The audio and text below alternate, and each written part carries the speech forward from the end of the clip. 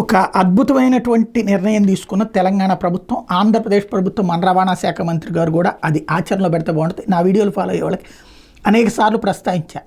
Electric వెహికల్స్ను ప్రోత్సహించాలి అంటే main road tax తీసేయండి, అదే లక్షల్లో ఉంటుంది.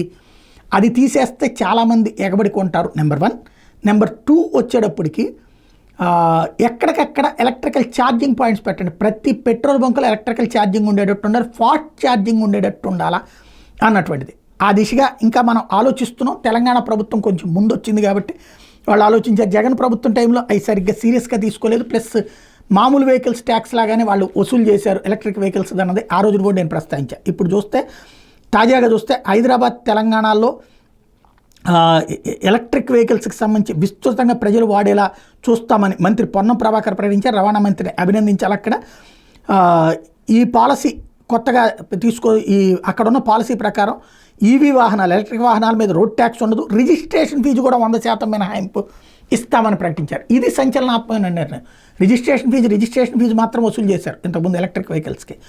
ఇది మాత్రం ఎగ్జామ్షన్ ఉండేది. ఏది మన రోడ్ ట్యాక్స్. మన ఆంధ్రాలో వచ్చేటప్పటికి రోడ్ ట్యాక్స్ అనేక మంది ఎలక్ట్రిక్ వెహికల్స్ కోసం తెలంగాణ ఇల్లు కొనుక్కుని వచ్చారు.